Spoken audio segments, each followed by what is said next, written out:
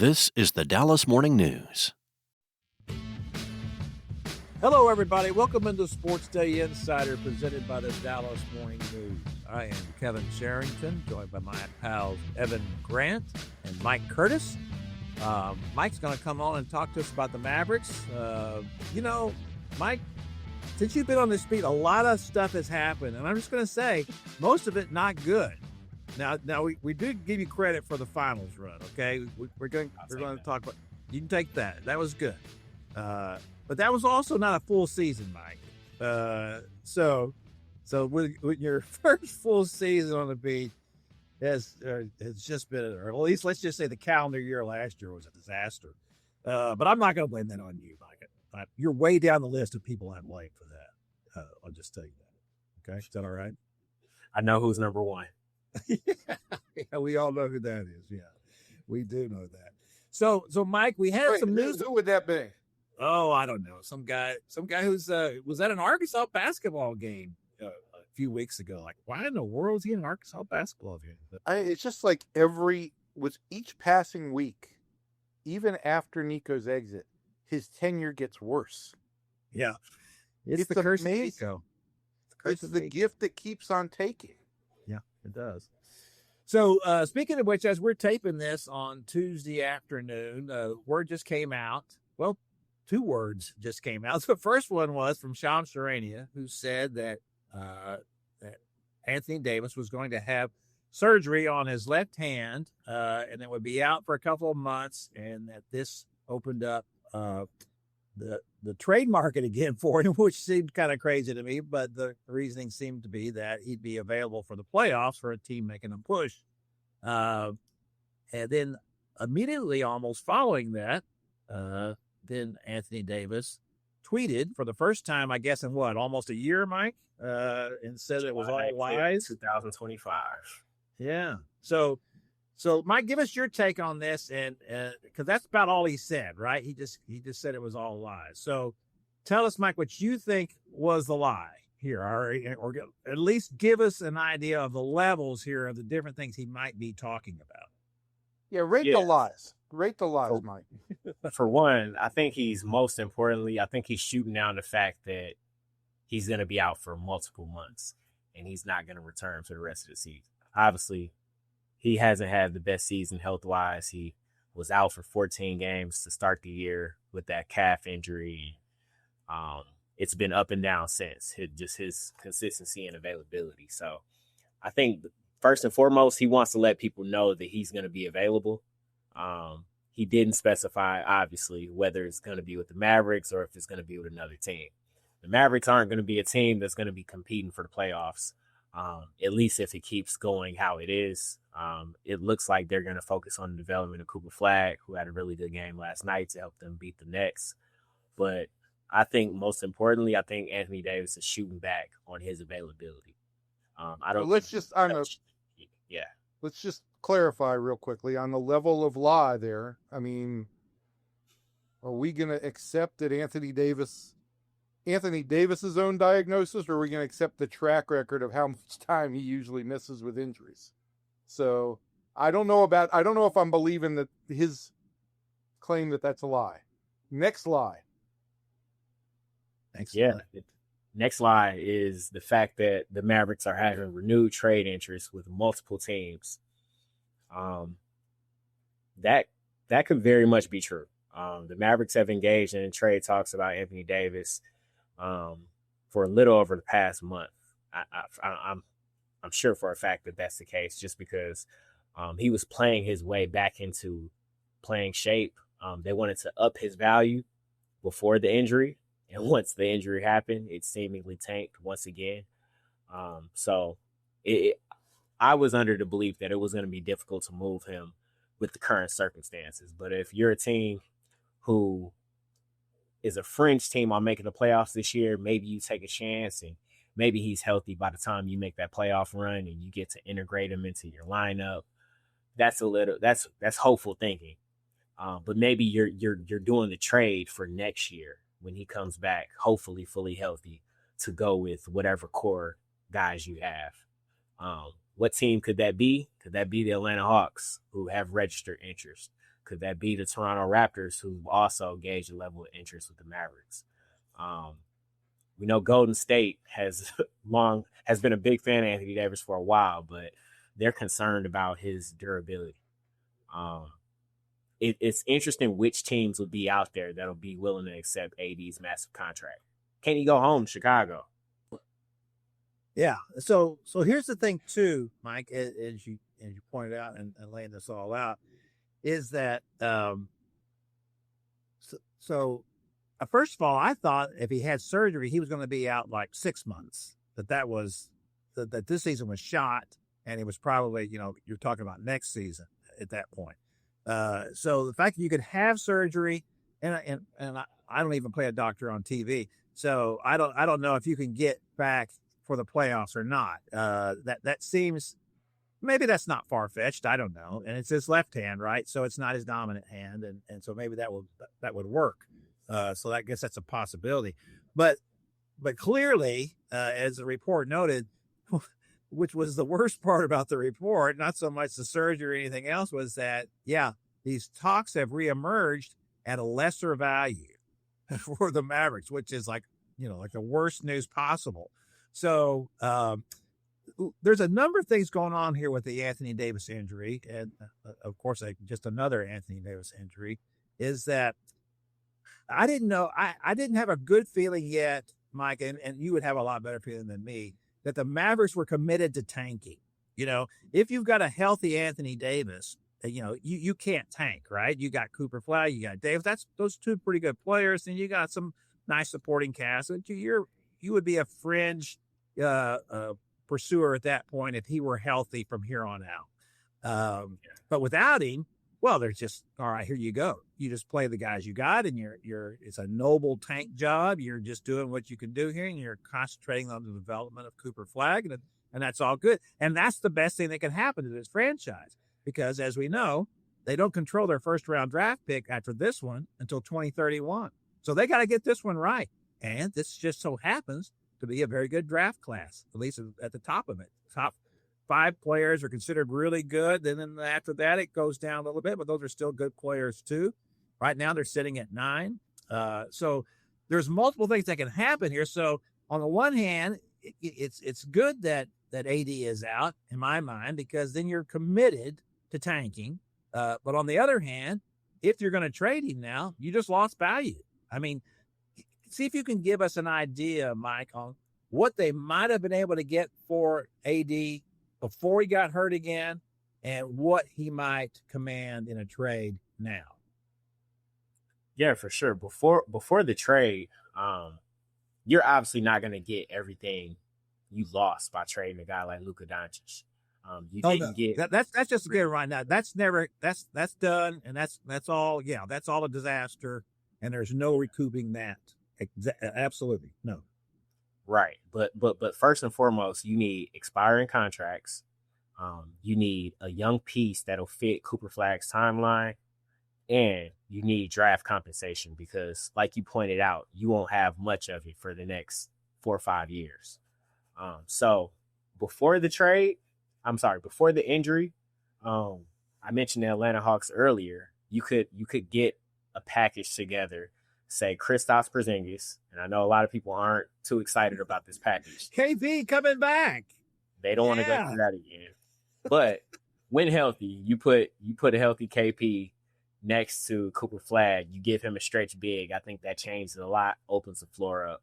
But that's another big if, because Kristaps Porzingis hasn't been able to stay healthy over the last few years. You get a guy like Luke Kennard, who's another expiring contract, which means these 2 expiring contracts, they'll be able to be on the team for the rest of this season, and then they're off your books, and you're able to go pursue someone else in free agency that you actually really want, instead of this being like a salary cap filler. And then a young player, and it's not, I don't know if Atlanta will be willing to part ways with Zachary Richey, who was the former number 1 pick, who's kind of overlooked because he hasn't played up to the standard that most number 1 picks have as of late. You think of a guy like Cade Cunningham, Anthony Edwards, Victor Wembanyama, Cooper Flag, and then you have Zachary Richey. It's It's not the same, but he can be a piece that can kind of grow alongside, and he probably could benefit from a new environment.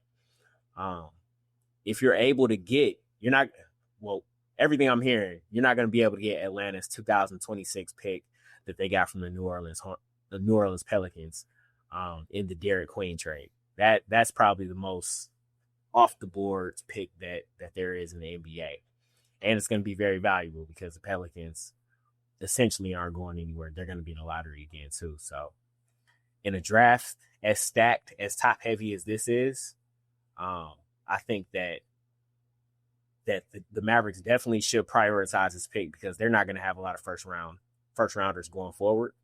But that was before the trade. That was before the injury. After the injury, I'm not sure if you'll be able to get a young piece. I'm not sure if you'll be able to get a pick. If you look at just the Trae Young deal that just happened, we saw Trae Young go for CJ McCollum and Corey Kispert, and that was it. Yeah, that's not much. Which isn't much at all. So the best you could hope now is just a salary dump, then, essentially, right? That you're gonna send out AD, you're gonna get expiring contracts back, and then what you hope to do is use that money this summer to sign a free agent.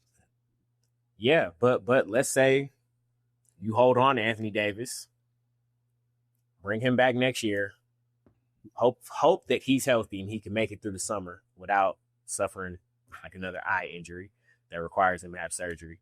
And they need to move on from Anthony Davis. They need to clear everything having to do with that trade off of their books and just move on to the next chapter. I have no faith in Anthony Davis to be healthy and productive going forward. I will tell I'm you. not sure, but it's certainly worth discussing, right, Mike? I mean, this is something that they have got to talk about. If you're getting, I hadn't even looked at what the free agent class is this summer, Mike. You have an idea? Is it supposed to be good, mediocre, bad? What do you hear? LeBron James could be a free agent this summer. Let's bring in Bron Ball. That'd be great. Get he and Kyrie back together again. That'd be fun. Let's hope that maybe one or two of them could be on the floor. I mean, I think trading Anthony Davis to the Hawks would be absolutely perfect because the Hawks already traded Luka Doncic one time to the Mavericks after they drafted him, and they did. I didn't even think about that. Sure. I just feel like this has been such a disaster, and the Mavericks need to move on from this whole chapter and be able to close the book on it as fast as they possibly can. I think that the danger in that is that that's certainly what you would want to do, but you don't want to do anything short-sighted here. And Mike, this leads to my next question, which is, when are they going to hire a full-time general manager? I mean, I appreciate, what's going on here with Michael Finley and a co-GM role here, but I don't think either one of these guys is probably the long-term answer at GM. And how do you allow people who are not going to be here for the long term make what is really an important decision here, right? I mean, don't you want your new guy to be making this kind of decision? Yeah, absolutely. Right now, as it currently stands, we know after the firing of Nico Harrison, they appointed Matt Riccardi and Michael Finley as co-interim GMs. So those are the guys who are supposed to be making the decisions. But you also have Governor Patrick Dumont involved in the mix. You have a guy like Jason Kidd, Mavericks head coach, who has earned a lot of respect from Patrick Dumont. He's in that mix where he has a level of influence. Mark Cuban is even back at the table after being shut out during the final months of the Nico Harrison era. So you got a lot of people. I want to say it's not just Matt and Michael. It's kind of a collective effort, and they're going to figure out what they want to do with Anthony. That's hard to that's hard to find a consensus when you've got that many voices involved. Well, that's too many people. Let me ask you this. Let me ask you this then. Is Rick Welts going to make the hire on the new GM? I'm not sure. I don't know for certain. It seems like to me he should be the one making it, right? I mean, I trust.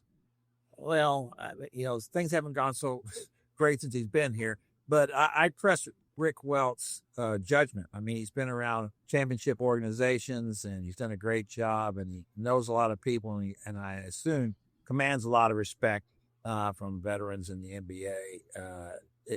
That should be his hire at this point, because, I gave Patrick Dumont a pass on all this stuff with the Luka trade because, he just walked into the league and he's just trusting his GM because the GM has just taken the team to the finals and all of that. And so I get all of that. And I don't believe what everybody else said later with, especially all of Nico's friends in the NBA who said, oh, the owner should be held accountable for this. It's like, name me another, organization anybody ever says that about, that the owner should be held accountable for a trade. Yes, that'd have been great if he'd have said, no, we're not going to do this. But, I respect the fact that he was going with what his GM said, even as crazy as it was. So 100%, right? You want, and this kind of applies to another team in town, but you want the owner to delegate basketball operations or player personnel decisions to the GM. And so people can think what they want about Patrick Dumont, but in that regard, that is certainly the way it should operate, where you trust the basketball decisions to the basketball people. I can tell you that deal wouldn't have been done if Mark Cuban was still on there. Yes, there's no question about that. It wouldn't have been. And Mark did try to derail it, but it was all too late, and they weren't listening to him at that point. And so it's all too bad. So I give Mark credit for that. Of course, Mark was also the guy who hired Nico, A, and B, sold the team to the Adelsons. So, so Mark doesn't come out so great on the scales there. So I've got a whole issue with this. Like, why does Mark, and look, I'm not a huge fan of the way the Adelsons have approached the city and the arena issue, but I've noticed that Mark gets a lot of flack on social media for selling the team to the Adelsons. I don't think that's, I don't think he should be blamed for that. He sold the team to the highest bidder. Well, what do you mean he should be blamed for that? Who else sold the team? He's the one that sold the team. You don't just sell to the highest bidder. You sell to the whoever's going to do the best job and protect what you have built all these years, right? He also had a relationship with him as well. Yeah, absolutely had a relationship with him, and I think that was the deal. But what we learned was that Mark just completely misunderstood their intentions. I don't think that he understood. I don't think he understood what was going on at all there. Well, I think there was some duplicity there, and I don't think Mark can be blamed for the duplicity that was employed. Well, but weaponized. You can certainly say you were naive. For a guy's for a Shark Tank guy, he got sharked. So let's just say that. All right. So what, Mike? What that means to me then is if I'm assuming they're going to make this full-time hire on a GM after the season is over. I'm hoping that they are talking to people now and trying to figure out something at some point. And then that kind of leads me to think that maybe they intended all along. All right, we'll talk and see what happens on an Anthony Davis trade. But if we don't see something we like here, we'll wait till after the season and we'll let the new guy, handle this at that point. And I'm not sure that I don't disagree with that, because at this point, I don't know that you're not getting max value, obviously, on AD at this point. He's damaged goods. And of course, then there's also the deal about his contract, which I believe, doesn't he have a kicker in his deal here pretty soon? I know he's got a year left on his contract, or is it 2 years left? So next year is guaranteed, and then he has a player option for 26, 27. Yeah. So that's it. And he's going to get a lot of money, and he's been hurt a lot. And it says something about his talent and his ability that people are still interested in him, right? When he's missed as many games as he has, and especially at his age, that there is still interest in him, just because of what he can do. And he won a championship with the Lakers a couple years ago. So that says a lot about the talent. It doesn't say enough though about what's happening here. Although again, I'd also, if the Hawks are the most interested team, I wonder how much this says about the the Atlanta Hawks' acumen on anything. Well, that the probably most still, elite there was some, team in the yeah, there was some speculation about whether they really needed to do what they did with Trae Young, but I don't know. Trae Young, to me, I love Trae Young coming out of college. I just thought, wow, this guy's terrific. I had him. I was thinking about him for the Mavericks before I swung at the last minute over to Luka. I figured that was the better deal in the end, which obviously turned out the better deal. But he was still a great player. So let's talk about Cooper Flag, because we haven't talked enough about him. We've been lost in all this other stuff in the mess that the Mavericks are, and the fortune favors the bold, which will be my lasting quote from Nico Harrison, and the fact that they ended up with the first pick and got Cooper Flag is that he's lived up to it, right? I mean, don't you think he's the best rookie in the league at this point? Yeah, for sure. I think it's a foregone conclusion that he's the best rookie. He's going to be invited to the Rising Stars Challenge next month during All-Star Weekend. He's even getting some All-Star consideration. He was 16th in the Western Conference All-Star fan voting in the latest returns, and he could probably jump higher once the next returns come out here pretty soon. I submitted my All-Star ballot last night. He was not on there because there are a lot of other players playing really well this season in the Western Conference, but I think he definitely has a shot to make it, if not this year, but definitely next year. Yeah, he's done everything they could have wanted from him, especially when they stopped making him play point guard. Yeah. Mike, I never really got a good feel for what Jason Kidd, meant by doing that. Did he feel like he was forced to do that because he didn't like D'Angelo Russell? Or did he feel like, well, this will be good for this kid just to learn how to do this? I think it's fair to say there's a little bit of both in there. Not that he didn't like D'Angelo Russell, but that D'Angelo Russell is, I want to say, if he's not playing well offensively, he sometimes can be a liability on the defensive end as well. So Cooper Flag, he's a guy that does it on both ends of the floor. And when you look at every guy who's pretty much the guy on their teams, whether it's Shai Gilgeous-Alexander, Anthony Edwards, even Victor Wembanyama, they have the ability to initiate offense. Even LeBron James, though he's in the twilight of his career, he was the guy that had the ball in his hands pretty early, and it was a struggle. It was a struggle early on, but eventually, after enough reps, enough experience, that's the guy you want the ball in his hands when it matters the most. And we see that with Cooper Flag, especially in the clutch. He's one of the league's leaders in points in the clutch, and he's just 19 years old. So I think like him getting pressure early in the season by some of the best defenders in the league. You got the Thompson twins, Dillon Brooks, Lou Dort, a lot of guys who take on the best perimeter player on a nightly basis. That experience helped him, and he's far more comfortable in those double team opportunities now too. So I think it helped. It didn't look the best when the Mavericks were going through it earlier this season, but I even think you see moments in today's game or in recent games where he's embracing that challenge of initiating offense, and he's succeeding. Well, that's good to know, because I didn't think it was good, Mike. But what do I know? It just felt like it was, to me, you want to ease a rookie, especially one with as much pressure as there was on him. It's the number one pick and all the ballyhoo and all the rest of it. But you make a great point. But that also kind of gives me the idea that that's what you do if your team is not going anywhere too, right? You might as well just bring in the young guy in and just shove him right into the fire, right? Yeah, but this was not supposed to be a team that struggled. This was obviously, without Kyrie Irving, there were going to be struggles.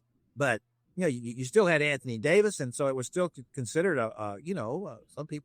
some idiot on this panel here picked them third in the West. So they were supposed to be pretty good, and that kind of, I don't know that what Jason Kidd did with Cooper Flag at the start of the season, to me, doesn't jibe with the idea that, we think we're a playoff team.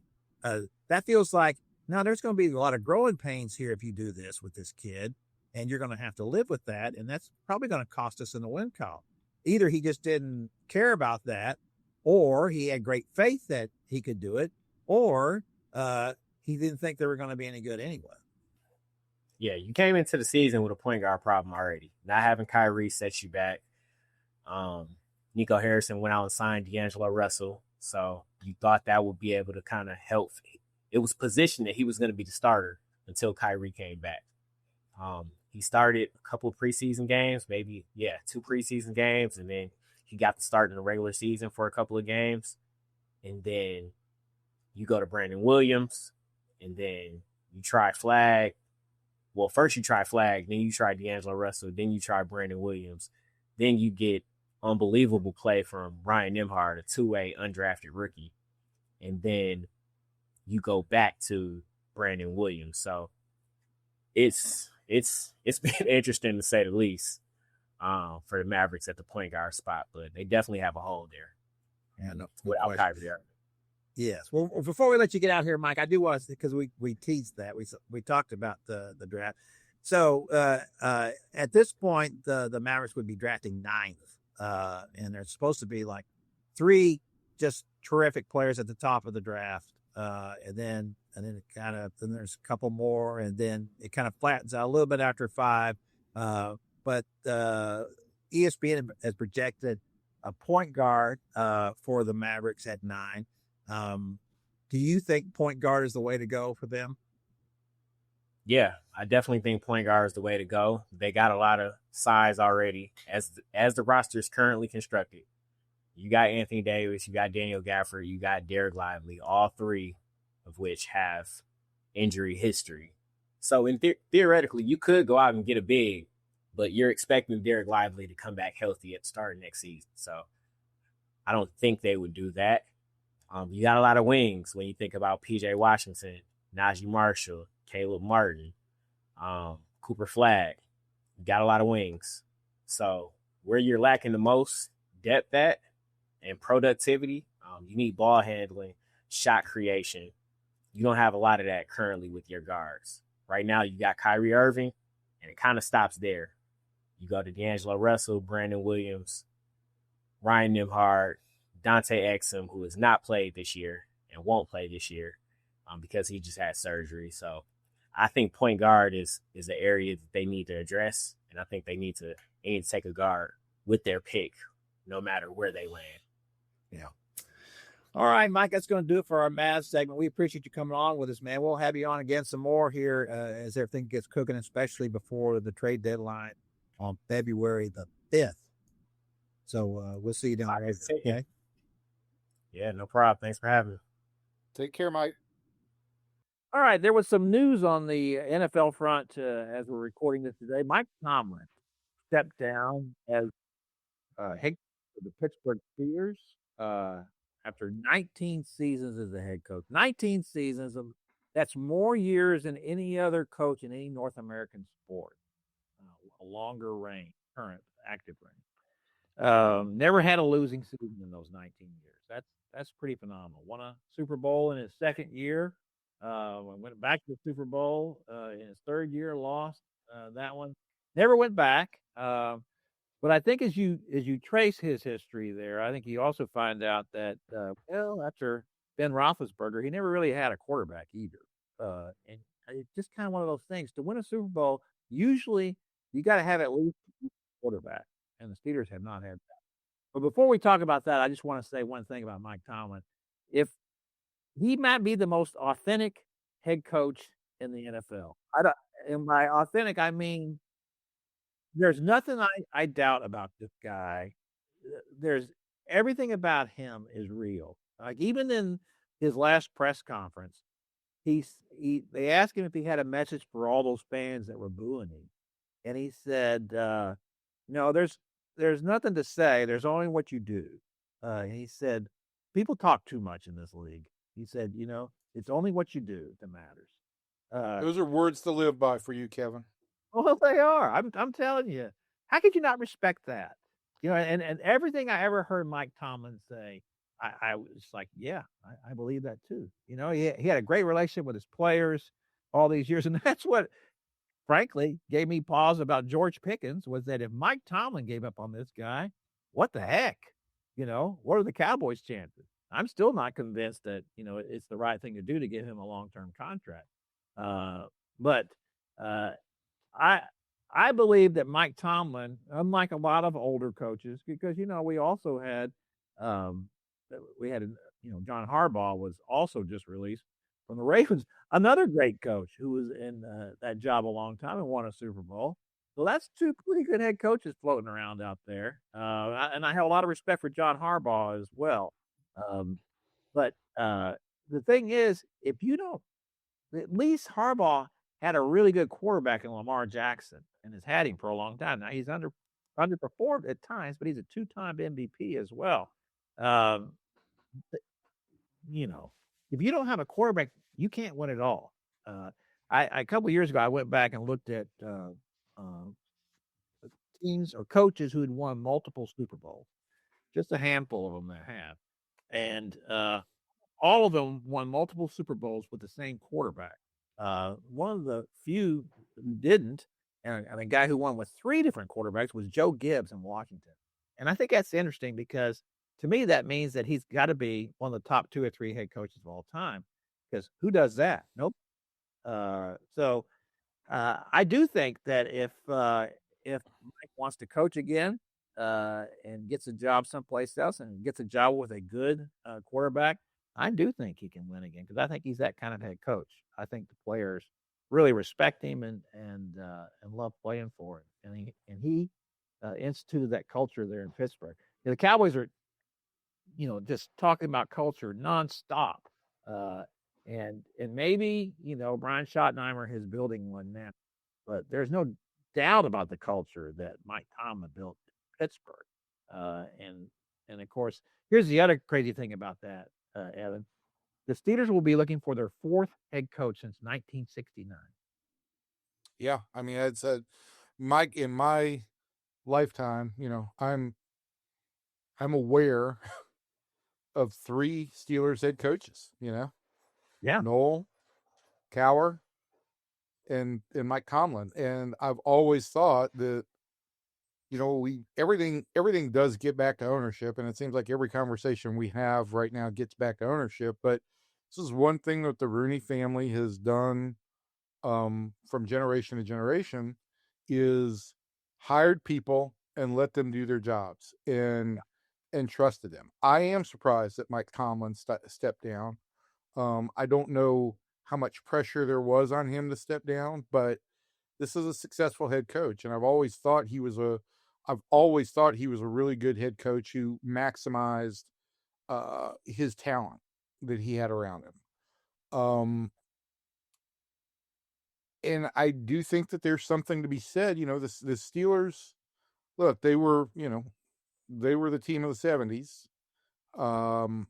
But I think there's something to be said that this team has been successful for so long, and a large part of that is due to we're going to hire good people and we're going to let them do their jobs.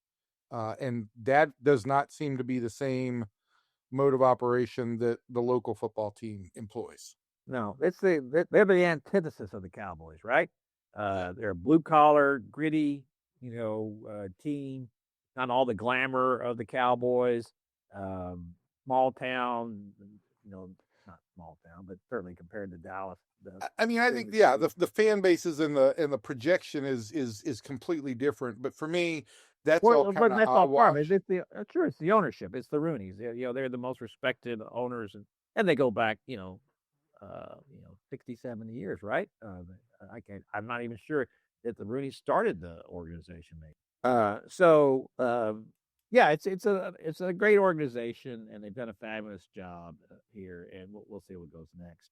The Cowboys are still looking for a defensive coordinator. They're doing interviews this week. That was one of the things that Jerry Jones did concede at the presser last week, was that he would consider hiring a defensive coordinator who had not previously been a head coach, which is the way he's always limited himself.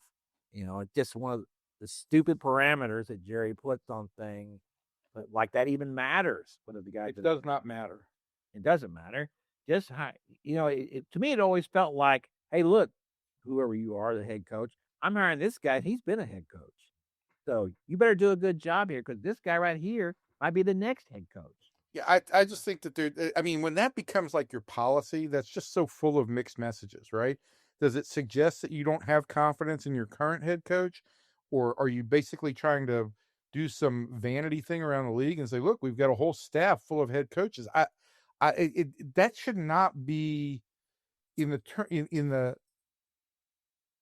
in the in the spectrum It of shouldn't what be a you're gonna. prerequisite. If it happens, it happens organically, right? Yeah. If you just happen to get the guy, like, Brian Flores has been a head coach before, and he's a great defensive coordinator. If the Cowboys could get Brian Flores, I think that'd be fabulous. He's probably Dan Quinn not was going a to great defensive coordinator, and he had been a head coach, and he needed to reestablish himself. So he was a good fit. Yeah. So things can happen, but we'll see where it goes from here. They got a lot to do, though. Man, they got a lot of work. They got a lot of work. We talk about the Mavericks. The Cowboys got just as much work to do as the Mavericks, in my estimation. It's easier to repair an NBA franchise or an NBA roster than it is a NFL roster, in my estimation. Because once you start with a great player, and they have that great young player in Cooper Flagg, well, okay, this is a nice head start. Here you go. It takes a lot more than that to rebuild an NFL roster. They got a lot of work. Yeah, I mean, you're just talking about roster size too. There's so many more holes to fill on an NFL roster than there are on an NBA roster. That was kind of the whole point. 5 players starting as opposed to 22. All right, so let's move over now and talk a little bit about the CFT. I don't think did you have on your bingo card that it was going to be Indiana and Miami in the final? No, I did not. I went away to Europe for 10 days, and I left you with some pretty strict instructions. And the one thing that I think I told you was to make sure that Carson Beck did not end up in the national championship game. And here we are. Here we are. You ran down Carson Beck. When he stood up and he was crying there at the end of that game, at the end of that win against Oregon, I think one of the things he said under his breath was, "Take that, Evan Grant." I just don't know what to ever make of Carson Beck. He is who he is. I mean, look, even during that game, I'm trying to remember who the quarterback was. It was an analyst on that game. Was that what's his name? The former Alabama quarterback. And he said at that point, Carson Beck's the kind of quarterback who's going to throw you some great passes, and then he's going to throw some interceptions.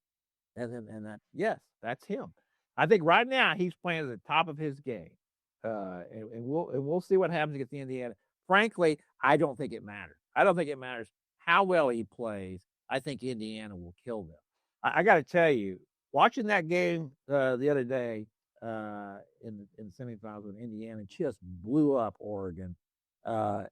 I just thought this guy, of course, the Heisman Trophy winner, Mendoza was just so good. Everything he threw was perfect. And so, you have here, right, the duel between the 2 top quarterbacks supposedly going into the draft should Dante Moore decide to turn pro and leave Oregon. And there are people in there, you can look on draft projections, and they've got Moore ranked over, Fernando Mendoza. And it's like, you're kidding me, right? I mean, you watch that game, and it was a difference between, like, it was a junior high quarterback playing against a senior all-state quarterback. The difference between them was phenomenal. The throws that Mendoza was making, the decisions that he makes, the precision of his throws, it's remarkable how well he played at this point. And I can't even remember who has the top pick in the draft. But if you don't take Mendoza over Moore, I think Moore may eventually end up being a nice quarterback. But there have been a lot of quarterbacks like Dante Moore come out over the last few years, and I'm all for them. For guys who are mobile, who can make things happen with their feet, because I think that's important. But to me, Mendoza looks like an old school pocket passer quarterback who can get outside and do things for you when he needs to. But basically, he's going to make all the reads and do all the things you want him to do, before he bails out of the pocket.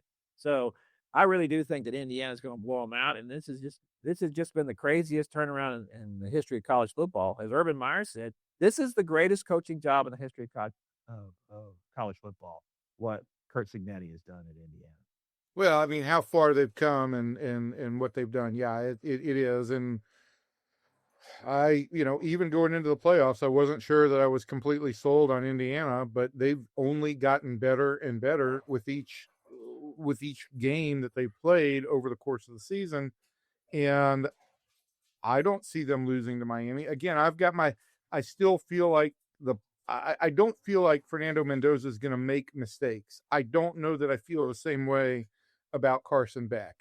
And I've had issues with Miami's discipline and penalty situation over the course of the year. So I just don't see a scenario where Miami wins this game. I think it's been a good playoff season. I think the games have all been have mostly been really good games. I just don't know that I see this being a real nail biter of a final. Now, the thing that Miami has to hope is that Indiana makes mistakes. Well, they don't make mistakes. That's why they are where they are. And it's one of the things that we should point out here is that I think the average age of the Indiana football roster, I get early of the starting player, is 24. That's the average age. So he is taking advantage. Cignetti has taken advantage in his transfers and the players he has of guys who started out in college in 2019 and got that bump because of COVID. And he likes older guys. He judges players, as he has said. I judge them on their production, not their potential. And to me, especially if you're a college coach, absolutely, right? I mean, why would you? That's why, to me, the whole idea that that's why the portal has become so important in college football is that, and I think it is almost dwarfed high school recruiting, is that you get a guy, you take a kid out of high school, and if he plays right away, the chances of him playing 4 years for you are almost nil. I mean, I'd like to see what a stat is about that. But when's the last time, and of course, the portal hasn't been around that long, but how many guys you think who will really impact players ended up playing 4 years at one school? I would like to see the numbers on both of these rosters. I'd like to see a study on quite frankly, all the playoff teams, just to see how many guys that are on these rosters and contributors started and have remained at the school that they played with this year. I do have this feeling that the teams that are able to keep their players together longer are going to execute better. I think that's part of it. I think it's mostly just being older. It's like, and yes, I mean, older players, when you're talking about the difference between an 18-year-old and a 22-year-old, or a 24-year-old or a 25-year-old. You're talking about a huge difference in maturity. Well, look what Butler went to the finals in basketball, right? And that was because those guys had all played with each other for 4 years, and meanwhile, everybody else is dependent on Jones. And I think what we've seen in the college basketball tournament, March Madness, the same thing, where teams that had more veteran players on them have done better than that relied on the one and done guys. So if that's the case in college basketball, I think it's certainly the case in college football, or at least Cignetti has proved that. And I think, and plus, besides that, I think of all the teams that were the final 4 teams, that he had by far the fewer 4- and 5-star athletes than those other schools did. He had mostly a bunch of 2- and 3-star guys. And so, proving once again that you can do that, you can do it with these guys, because as we all know, when guys are coming out of high school, that's why I hate recruiting, is that when guys come out of high school, they get 4 or 5 stars, and then they go somewhere and they're no good. They might end up being players. Some of them are, obviously, but a lot of them don't work out. What matters, as Kurt Cignetti has proven, is what have you done? I want to see what your production level is. I don't care how fast you are, how tall you are, how athletic you are. I don't care about any of that. How many plays do you make? Performance matters. And again, I think the other thing too, because I have all this issue with the 2, 3, 4, 5-star model just in general, because I think it casts kind of a broad grade rather than something more specific. But back to the age issue, you get a 5-star player, he's probably coming in more like a 3-star player. That's all projection. It's what the projection is, and where he's going to be in terms of execution the first year, maybe the second year, versus a guy who was maybe a 2 or 3-star player coming out of high school, but has had 2 or 3 years in the system or a system. He's more likely to be at the top of his scale than the guy who is the 5-star and just getting acclimated to college football. Yeah, no question about it. All right. That's going to do it for the CFP talk. We both are down with Indiana here. I'd be shocked if Miami won it all. That'd be fun though if they did. Be sound like we're both taking Indiana. End of story. What would happen with Michael Irvin? What would Michael Irvin do if the Hurricanes won that? Oh my God, Michael goes crazy when they just win a run of the mill game. I worry for his health. Him too. I love Michael. Michael Irvin, my good buddy from middle school. Yeah, right. Okay, so let's before we get out of here, let's talk a little bit about the Rangers. We haven't talked about them in a couple weeks. So is there anything going on here that we should know about? Let's talk about the division around them for just a minute here, Evan, because we're seeing a reshaping of the Astros roster. It looks like that Framber Valdez will not be coming back to the Astros because of some signings they've made there. Isn't that just a humongous mistake on their part? I don't know. I mean, I think they signed a Japanese pitcher, Imai, who's got real high potential. I do think that, if you're not willing to go and be a top 5 payroll year after year, you're going to have some churn. And that's what we've seen with the Astros over the past 4 years, as they've lost Alex Bregman and they've lost Kyle Tucker. They're letting Framber Valdez go this time. They lost Carlos Correa and on and on. They brought him back. They haven't. What's that? They brought him back. Correa. Yeah, they brought him back. I just think that if you're not willing to go to that level where you're constantly paying luxury tax year in and year out, and you're maxing it out, you're gonna have to turn over the roster some. And the Astros were a great young team that came together for a long period of dominance in the AL West, and now we've seen them kind of age out of that window. Yeah, they aged out all right. The way I see it right now, Evan, and I know last year you told me you would believe the Mariners when they did it. Well, the Mariners did it. And now they did it when their rotation really wasn't even their strong point last year. If that rotation goes back to what it was in 2024, and with the health of their farm system, which is one of the best in baseball, any holes that they have in the first half, they're likely able to fix because of that at the trade deadline. And that seems to me that puts them, a lap ahead of both the Rangers and Astros. Yeah, I mean the Mariners are the lead dog in the American League West right now, and I think it's by a significant margin. Obviously the Astros are remaking their team on the fly, and they still were successful last year and have continued to be successful. But there is, at some point in time, the number of pieces that you lose and replace, you're going to have some recalibration. Now, was 87 and 75 last year, was that their recalibration, or is it going to be further this year? And I think it's pretty clear that, the Rangers are a real step behind. They don't have the same caliber of young position players that the Mariners have. They've got some good ones, but they don't have the same caliber. They don't have the younger pitching depth that the Mariners have. They certainly don't have the bullpen that the Mariners have. So the Mariners are the bell cow in the American League West going into 2026.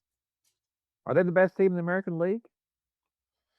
I don't like making those projections when free agency is still going on. Who knows what the Yankees end up doing with Bellinger and other players. I don't think the Red Sox have gotten the Red Sox have made some changes, but I don't think they've gotten better. I think losing Bregman hurts them.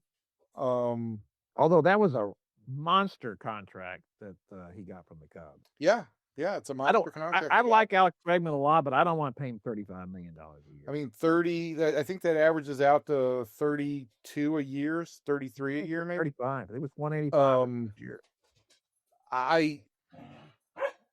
I think the Royals are a good young team. I think they've had some ups and downs, and they just moved their fifth event. I think that the Guardians continue to play really good baseball together. So I think the top of the American League is more egalitarian than the National League is. He's dropping the big words in. Oh, big words. But I think that I'm just gonna say right now, the Mariners are better than all of them. They are not only are they better, they're gonna be better because of their farm system. Are they better than the Blue Jays? Yes, I think they are. I think that their pitching is just better. I think their starting pitching was not great this last year, and there was no reason why that was so. You know, they have a track record of being excellent. I mean, that's a terrific staff. And so when they're all on, I'd go back to last year's ALCS. Yeah, and the Blue Jays won that. But that's just their first time. Look, like, when's the last time we were even in the playoffs? Like, I don't know, A-Rod. So that was a stepping stone for them last year. I expected them to maybe stumble a little bit, but I think they'll be good. I think they're going to really be good. So that's going to be a problem for I can remember back when the Mariners were really good and the Rangers weren't. And that was no fun. Over some empty years, man. I'll tell you. Well, I mean, the Mariners have been one of the great underachievers in baseball for a long period of time. So they have taken a real step forward. Yes, sir. All right, we gotta go. Your damn dogs. Can you do a podcast without your farm? I mean, why don't you bring a cow and some sheep in there too? Why don't we have a whole I think it's your voice really agitates them. They're very calm the rest of the time, but the minute they hear your voice, it agitates. You've got headphones on. And I've just been refereeing a SmackDown here for the last half hour. It's ridiculous. My favorite part was when you raised your fist. That was really good. I'm sure that got him going. Oh no! Look, that's raising his fist at us now. Oh my gosh! It was like an episode of The Honeymooners. Oh, just come on. Well, anyway, I think we got to get out of here. Yeah, we got to get out of here. That's going to do it for it this week. We'll be back next week, and we'll talk about more stuff. So make sure you come back, and we'll see you then. From everybody in here to everybody out there, thanks, and we'll see you next. Amazing.